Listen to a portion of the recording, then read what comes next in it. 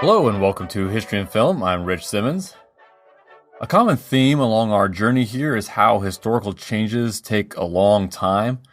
This film was the first on the list that made me feel like we were finally out of our unsophisticated barbaric past.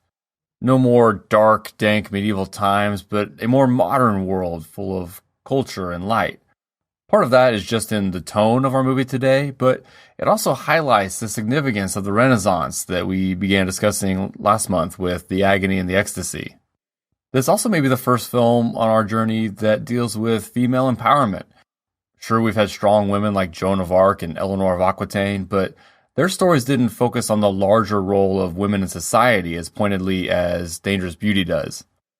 Our protagonist today is Veronica Franco, a young woman living in Venice at a time when the city lent its name to an independent republic in what is now northeastern Italy.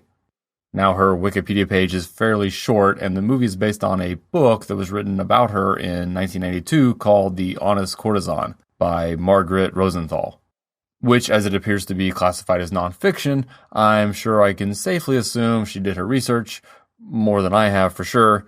So the bigger question is how faithful the movie is to the book. The opening text says, Venice, 1583, the richest and most decadent city in Europe. Its women were treated like property. Few even knew how to read. But there were some who enjoyed a different fate. The following story is true. So they don't say based on a true story, they say it's true. Great, right? We can assume this will all be basically a documentary in narrative form. Well, I still don't know because they've already messed up. The events in this film are not from 1583. There's no reason to say 1583. They would have been better off just not listing a date at all. Anyway, let's begin. A group of well-dressed teenage girls are at work around a table doing, I believe, needlework. Two of them, Veronica Franco and her friend Beatrice, find the work boring and are audacious enough to find things like books interesting. One woman even has the line, "Young ladies have better things to do than poison their minds with books." The two fake illness to escape out to the canals of Venice where the beautiful courtesans are sailing by, much to the excitement of the crowd, especially, of course, the men.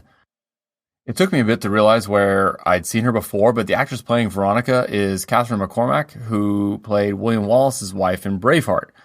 Dangerous Beauty came out 4 years later, and she's blonde here, so if I hadn't seen Braveheart so often, I wouldn't have even noticed her.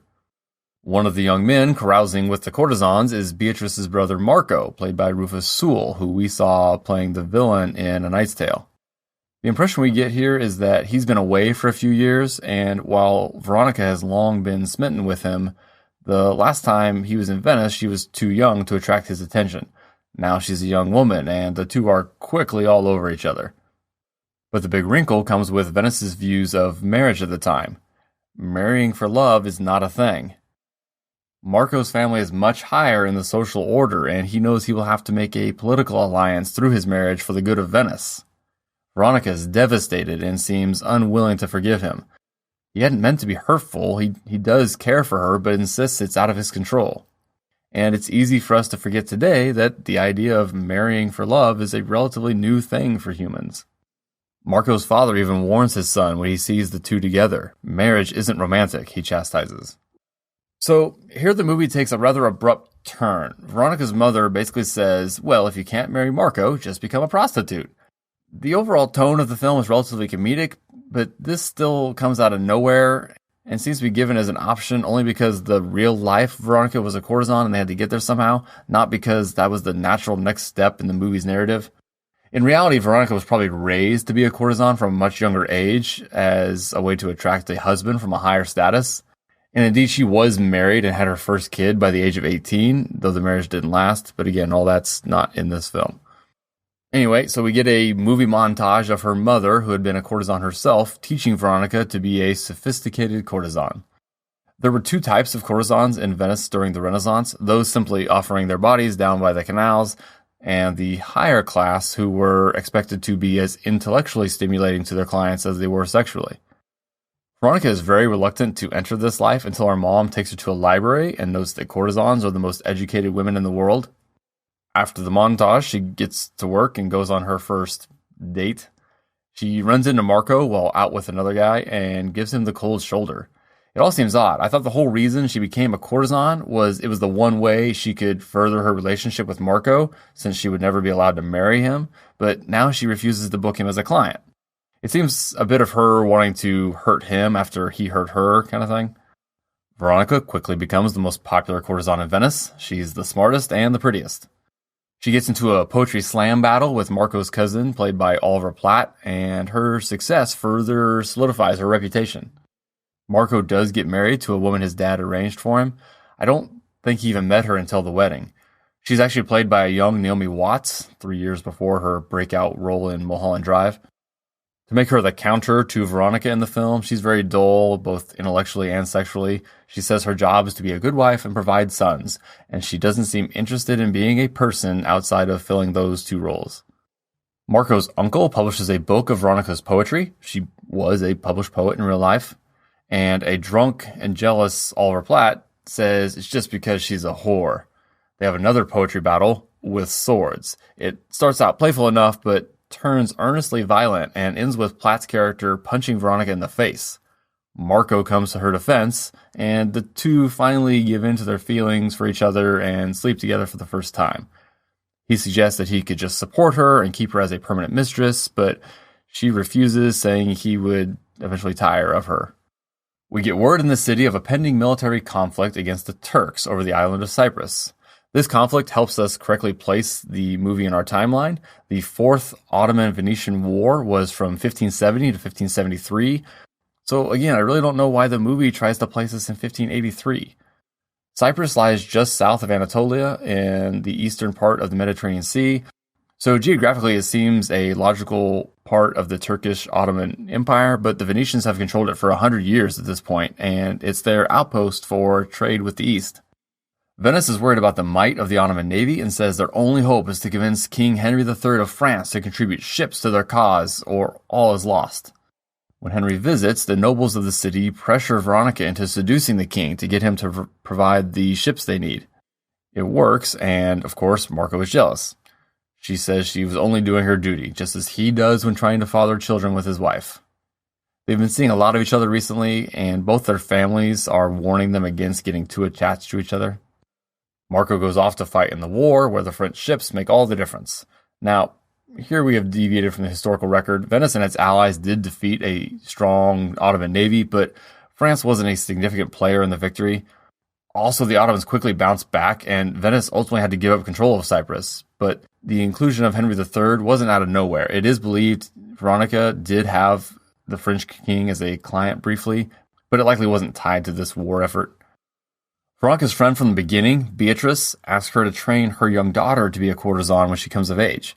Beatrice had married a much older man earlier in the film, a political match. Veronica is shocked at the request from her friend of a higher social station. Surely the life of a courtesan isn't what she wants for her daughter. And in one of my favorite lines of the film, Beatrice says that nothing could be worse than living in a state of perpetual inconsequence. An outbreak of the plague hits the city, and the religious zealots who've been hovering in the background during much of the film, protesting Venice's hedonism, finally get people to start listening to them. They say that the war and the plague are God's punishment on the city. They're able to bring in the Inquisition to sit in judgment on the city, and Veronica is arrested and charged with witchcraft. Yes, in 1577, Veronica Franco did in fact face the Inquisition. We often hear of the Spanish Inquisition as it was just one of the most severe, but basically the Inquisition was an arm of the Catholic Church tasked with investigating and punishing acts of heresy. Their work accelerated in the world of the Protestant Reformation. In a weird turn, Oliver Platt's character has joined the church and is the attorney prosecuting Veronica. He claims her ability to seduce is witchcraft, and the men of Venice are powerless against her. In a tense courtroom scene, I was convinced this film was going to end in her execution. Marco tries to come to her defense, saying that if she's guilty, then I am her accomplice and I am guilty too. Beatrice yells out that if she's a witch, so is every woman in Venice, and the court isn't buying it. Marco calls for every man who's hired Veronica to stand with her now and not bow before this farce of a trial.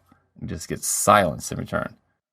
But just before the head of the Inquisition pronounces her guilty, another man joins Marco in standing, the first man she slept with on her first night as a courtesan. The rest of the men stand, and the leader of the Venice, the Doge, says perhaps a common whore isn't worth the time of the Inquisition. The court has no choice but to dismiss the charges. The head of the Inquisition is flabbergasted at Venice's acceptance and tolerance of this kind of debauchery. The closing text of the film says, "The age of the courtesans had ended. In the years to come, Veronica Franco used her home as a sanctuary for victims of the Inquisition. She and Marco Venier remained lovers for the rest of their lives." I don't know how true this is. Marco doesn't show up in any of my research, but I'll trust the filmmakers relied on the author's research here and didn't just make that up. Dangerous Beauty has a 70% on Rotten Tomatoes, and that's probably fair. It's enjoyable, but not great.